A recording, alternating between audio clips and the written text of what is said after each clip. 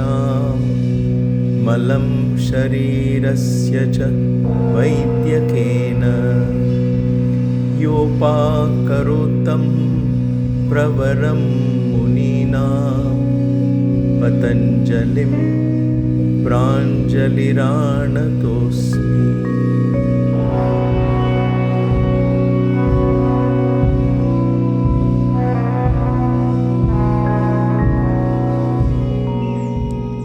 Namaste and welcome to KYG or Kaivalya Yoga Gurukulam for this class in the Yoga Sutras. In this class we shall study how Patanjali defines Vairagya or detachment. I am sitting in the premises of yet another beautiful ancient temple. This is called the Vadathali Pazhayarai temple dedicated to Lord Shiva.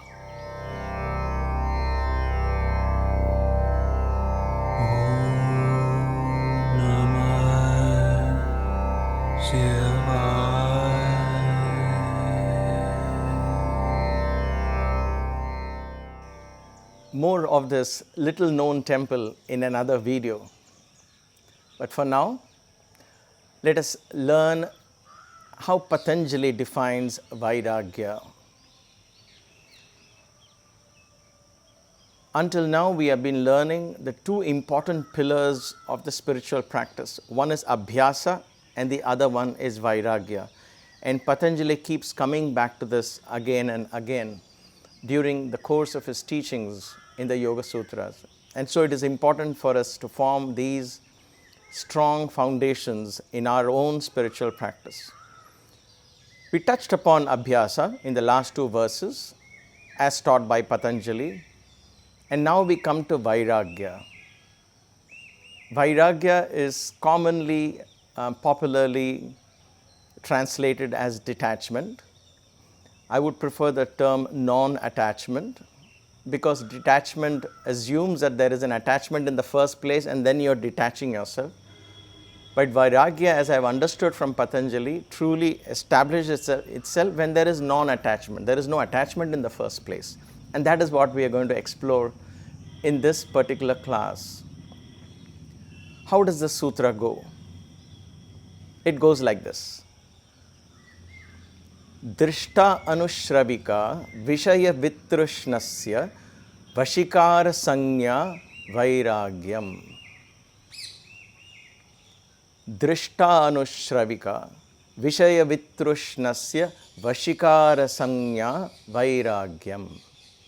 So let us understand the words in this aphorism.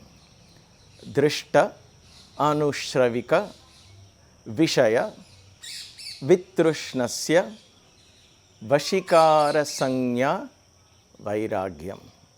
These are about 6 terms that we can cover. Vairāgyam. Vairāgyam is defined in all these aphorisms. So the last word is Vairāgyam. Vairāgyam, let us for now take it as non-attachment. A state where there is no attachment. Okay? There is no repulsion, there is no attraction, there is just a sense of non-attachment. So that is Vairāgyam. dṛṣṭānuśravika, dṛṣṭānuśravika. Dṛṣṭa means that which is seen. That which is seen, that which is experienced. Seen in this case literally means where your eyes fall, yes. But it also means that which is experienced by the senses, that you and I can relate to. So the word seen here, dṛṣṭa, is used as a symbol for all sensory experiences. So dṛṣṭa, that which is seen. ānuśravika. Śravika means that which is heard. So that which is seen and that which is heard. Now that which is heard, you might say, well, hearing isn't that part of the senses that we talked about in the scene?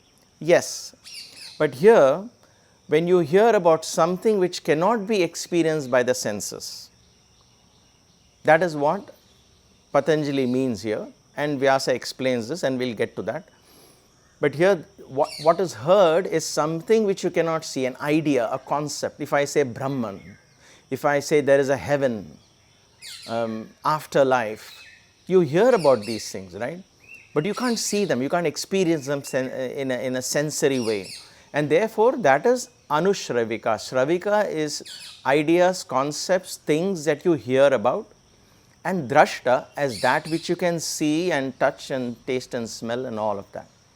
So, dṛṣṭānuśravika, that which can be seen and that which can be heard, viṣaya, the objects, okay, or topics, that is viṣaya. Viṣaya means topics or objects. The topics or objects that can be seen or heard, dṛṣṭānuśravika-viṣaya, vitṛṣṇasya. This is the key word here, vitṛṣṇasya.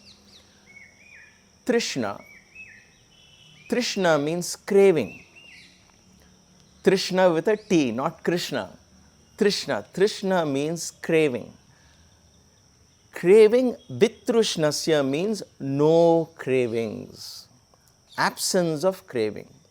Trishna, vitṛṣṇa. Vitṛṣṇasya. Absence of craving. Absence of craving to what? To the viṣayas, to the objects. Objects such as those that are seen and those that are heard. So, dṛṣṭānuśravika viṣaya vitṛṣṇasya. When there is absence of craving towards objects or topics that are seen or heard, then there is vaśīkārasaṃjñā. Vaśīkāra, there is a comprehension and understanding arises of Vairāgyam, non-attachment. Vaśīkāra also means a sense of control. But when can control be established? Only when an understanding comes. And what is that kind of understanding here? This understanding is that there is no more craving. A greater understanding comes. So let us understand this concept, vaśīkārasaṃjñā, as with the help of an example that you and I can relate to. When we were 5-year-old, or let me quote my example because that comes to my mind. When I was, I think, 4 or 5 years old, me and my cousin, we grew together in a joint family. We were given a little engine. It would run on batteries, and then it would let out some steam, and it would honk. And we were just so thrilled by it, we would play with it for hours. I guess we would want to sleep with it and eat with it by our side. We were so attached to it. And I distinctly remember that experience because I was very attached to that engine. It seemed extremely new for us and we were very fond of it. But now, at the age of 60 or plus 60, if I were to look at that toy, would I have that same craving for that toy? Would I want that toy with me all the time? Would I want more like that? The answer is obviously no. That is vaśīkārasaṃjñā. I am neither repelled by that toy, nor am I attracted to it. What has resulted now is an understanding. What is that understanding? Well, toys come and go. Toys is not the end of life. But when I was 4 or 5, that was everything for me. But then my understanding, my comprehension of what toys are, what is the role of these toys and where do they fit in, and all of that came into picture as I grew, and therefore that was vaśīkārasaṃjñā. And therefore, when it comes to toys, I am neither repelled by it, there is no reason for me to repel toys, but I am not craving for it either. Vitṛṣṇasya establishes itself because of a comprehension. Vaśīkārasaṃjñā, this is. And therefore, I have established non-attachment. I have attained mastery. Vaśīkāra means mastery.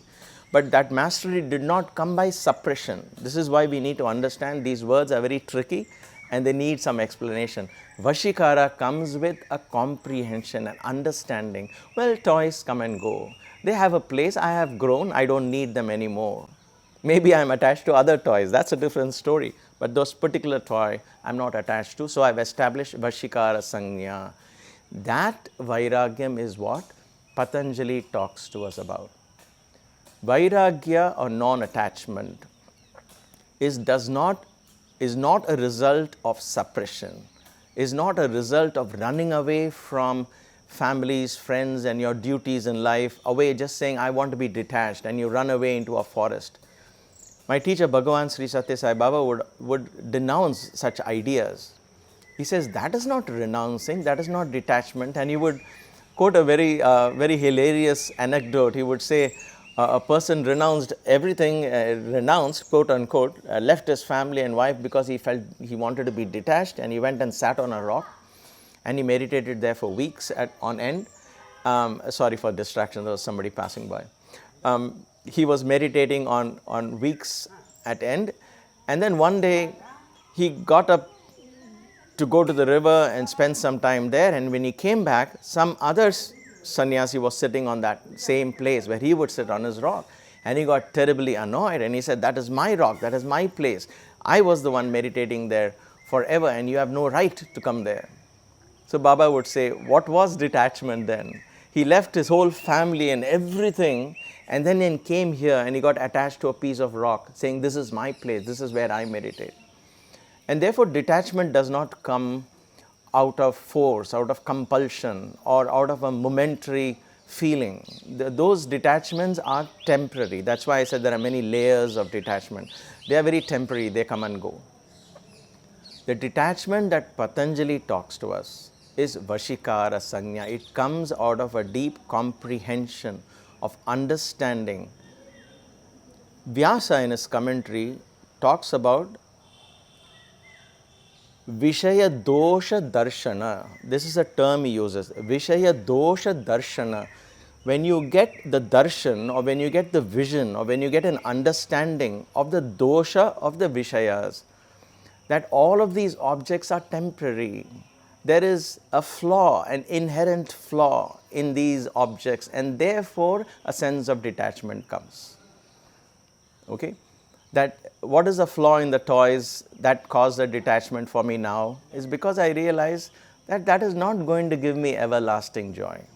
The toy can break today and can disappear tomorrow. The toy's functionality, it served its purpose of that momentary joy, and the joy that comes from that is very, very ephemeral, fleeting. So that is the flaw of that object. Vishaya dosha, that is the dosha of that object. And once that I get the vision of that dosha, when I understand that, when I comprehend that flaw, then what happens? Vairāgyam comes automatically. So Vairagya, I always believe, and I've always taught and shared this concept as it comes to you. You don't practice Vairagya.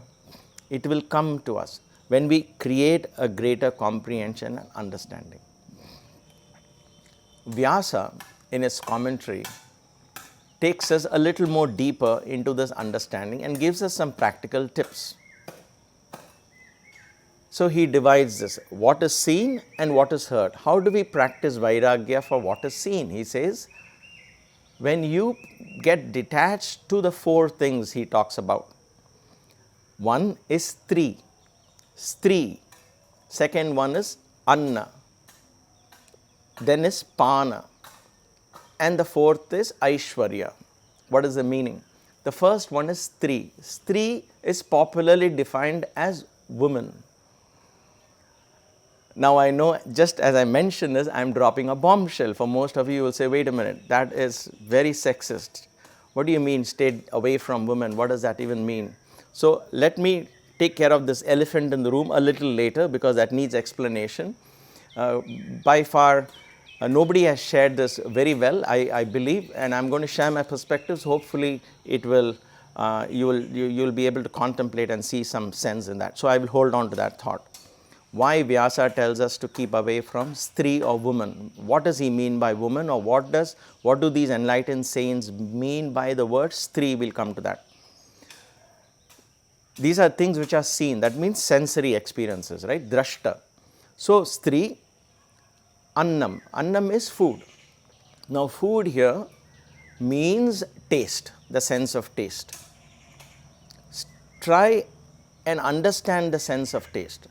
Do not simply suppress it, but know that the taste is also fleeting. The first time I eat a sweet, it's very good. I want again. The second time I eat it, it is good. The third time I eat it, it is not so good. And the fourth time, it is not so good. And therefore, the law of diminishing marginal utility, like I've talked earlier about this as well, I guess. And so that implies, and so for annam or taste does not constantly give me that. So annam, what's the sense of taste? Then panam is drinking. Right? Panam is drinking. What does Vyasa mean by panam or drinking? He talks of addiction. Panam is drinking, addiction. Again, symbolic representation of addiction is drinking. Symbolic representation of taste buds and therefore the slavery to our senses rather is represented by food. Food is an important element in controlling almost all the sense organs. And therefore, if we are able to the word control is kind of tricky, but I can't think of any other word at this point. But when we learn to control the sense of taste, almost all the other senses will come under control. So, annam and panam. One thing you got to understand with the sense of taste is this why taste is considered such an important thing that Vyasa and all of the others talk about. Bhoga. Bhoga means what? Eating. Eating is what? Again, taste. So these are the concepts that are constantly repeated in Vedanta. Among the five senses, the ears listens to sound that comes from outside. So it's not really affected by it, that you and I are not affected in that sense as related to the taste, and I'll come to that. It is something going outside, I listen to it, right? I do get affected by the sound, but not as much. Seeing, I see something, things are outside. It has not entered me, it is outside. And therefore, I can see things, I can decide to ignore it. Smell comes from outside. Touch, I touch something outside. So all the four senses I covered. Taste is something that goes inside and gets activated. I cannot look at an apple and say I have tasted it. I cannot. I have to bite it and it has to go inside of me, and then only the sense of taste comes to life. So taste has that, it's a double-edged sword. I can taste something and it could be poisonous to me, right? Or I can taste something and it can be beneficial to me. So it's a double-edged sword. So sense of taste is a very tricky, a very important, and if I am able to control that, then all the other senses can easily be controlled.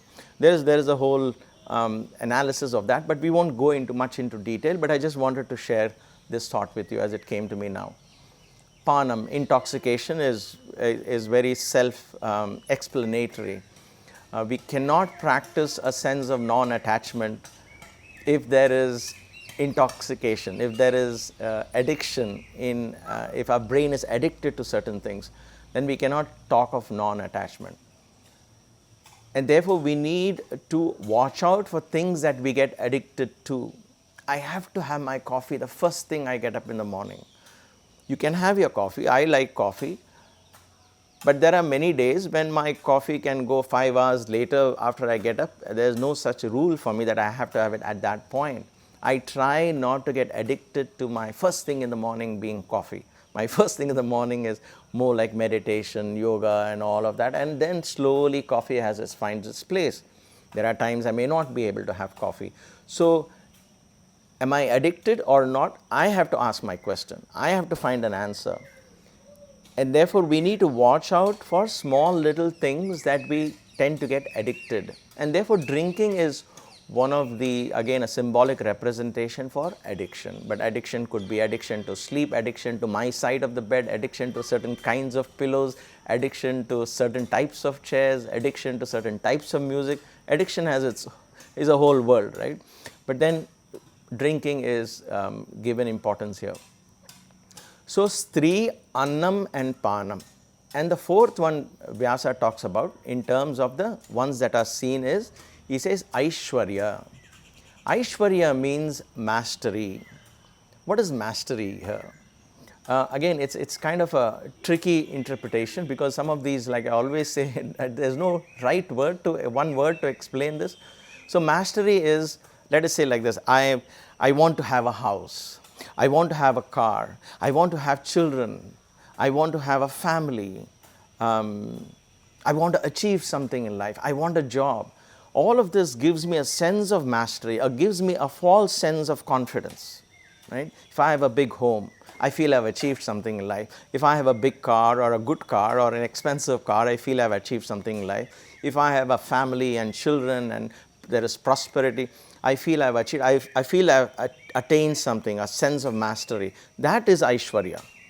Aishwarya is prosperity and abundance, but then you get to experience that. I could have 50 acres of amazing land in Timbuktu, if you will, and I may not be able to go there. That's not Aishwarya, right? Aishwarya is I'm able to experience that. So Aishwarya, Patanjali Vyasa talks about, and he says, watch out for Aishwarya. Don't get too attracted towards this constant seeking of mastery. I have a house, I need a bigger house. I have a land, I need more land. I need to invest more. I need a bigger bank balance. I need this, and that goes on into trishna. So craving with trishna is stopping from that. Come to necessities. What is it? It's required. I need this house. It's a little cramped. I need a bigger house. Yes, that's it. And then take on with other things in life.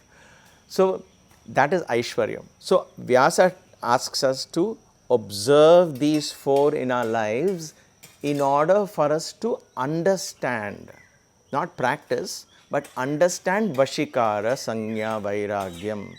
It comes only with understanding. Once we understand the ephemeral nature of these four, then we begin automatically detachment or non-attachment, vairagya presents itself. So vairagya is a matter of grace. I always believe that. It is a grace. It gifts itself to you. The greatest gift from God we can ask is non-attachment. It has to come. We cannot practice it. All right. So now let's tackle the elephant in the room.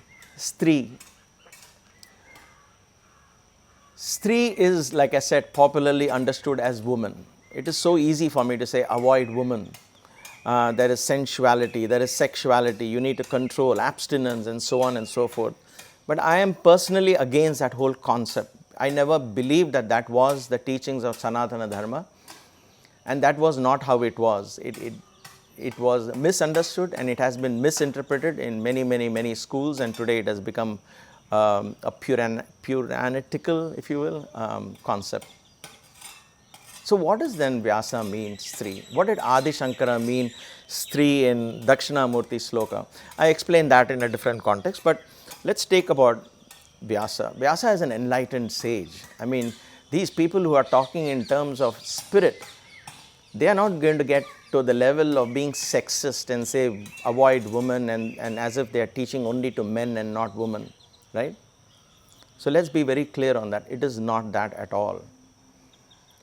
If there was a suppression of women in the Indian history, it is of the very recent past because of incessant invasion of Mughals and so on, where women were exploited, raped, murdered, kidnapped, converted, and so on and so forth. Because of that, women were protected and kept inside households. Parents got them married off just as they came of age when they were in their teens, only for their own safety. So that history kind of forced that to happen, and that slowly became a culture, right? None of this was ever taught by religion. All right, so let's hold on to that thought and we'll leave that. Here, Stri, why does Vyasa use the word Stri? And I want you to think a little bigger here. Stri means feminine energy, feminism, femininity, if you will, masculinity, femininity, so yin and yang. So this is the Shakti principle.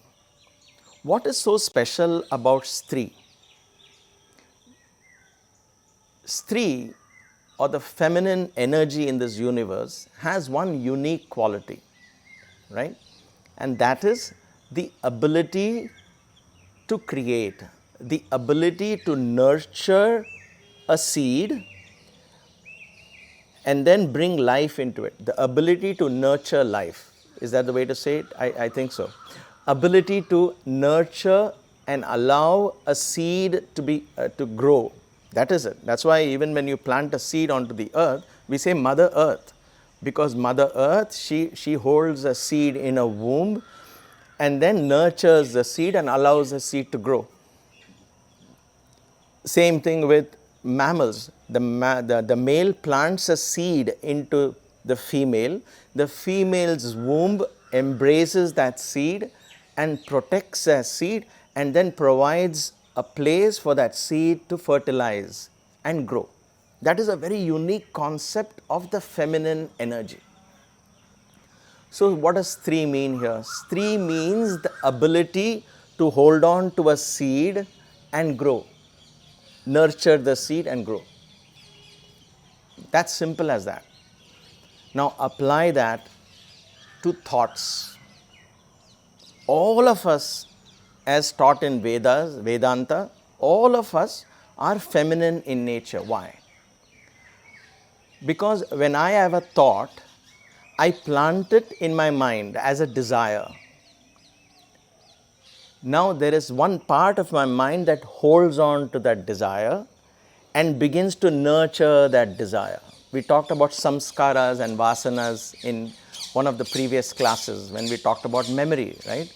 So samskara becomes a vasana, a small little thought becomes a personality trait, and so on and so forth. How? Because that one desire becomes embedded in my chitta, in my mind. Let's say it in my mind, because the mind is the one that is responsible for all this. So the mind slowly begins to nurture that idea again and again and again and again till it becomes an action. It pushes me to get that. I have a desire to buy, let's say, a 65-inch television. It comes and goes. And then I see it in my friend's home. We watched a football match or a cricket match or something like that. And then now a desire is planted in my mind. Oh gosh, I need to get that. And what do? I am, as a woman now, I'm nurturing that particular desire. So what is Stri? Stri is that desire. The planting of that desire, the nurturing of that desire, I become a Stri. I am a woman. Because just like a woman nurtures a seed and brings life into manifestation, I can nurture a desire and bring that desire into manifestation. So I wait for my credit card, I apply for a credit card, I get a loan, and then I go and buy that 65-inch TV. Why did I buy that 65-inch TV? How did that manifest? Because it was nurtured in my mind. I was a woman who gave birth to that television. So that is the Stri. That is the quality of nurturing a desire is a Stri. So in Vairagya, in this concept of Vairagya, when Vyasa says avoid Stri, he's saying avoid that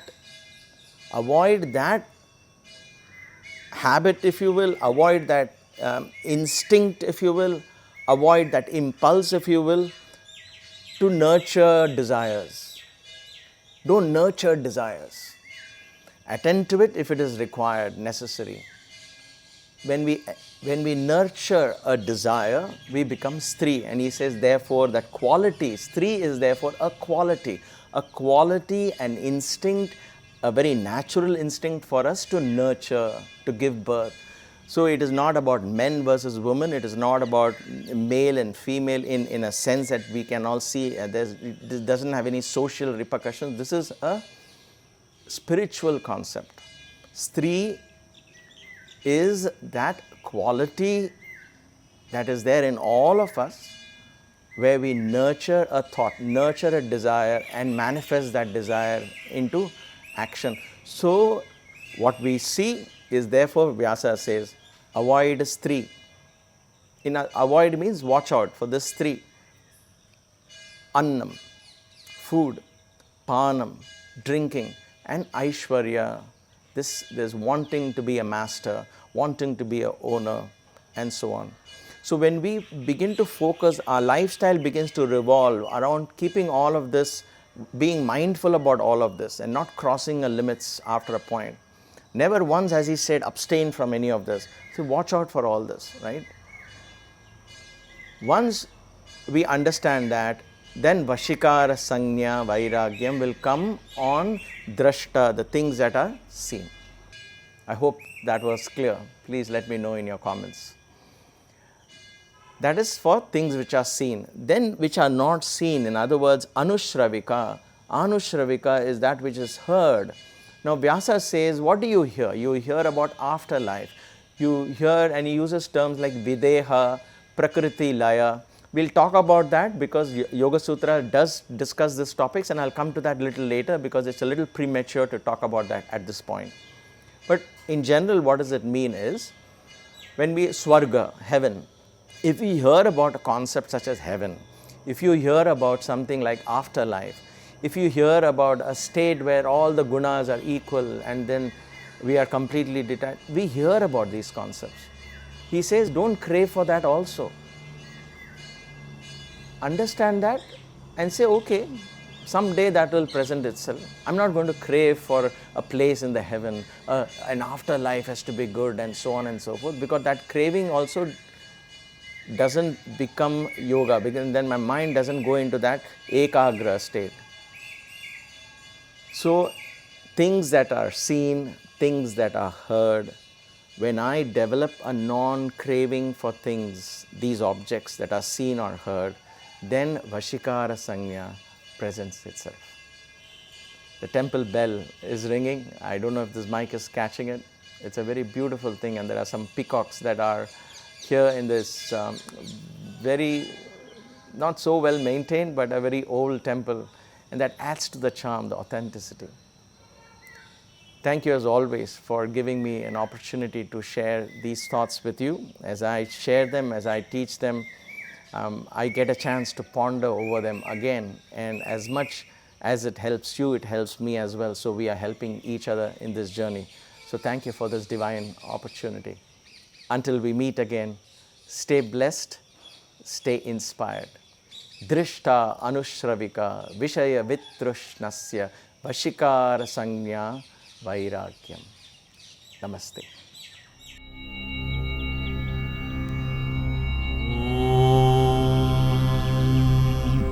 क्लीं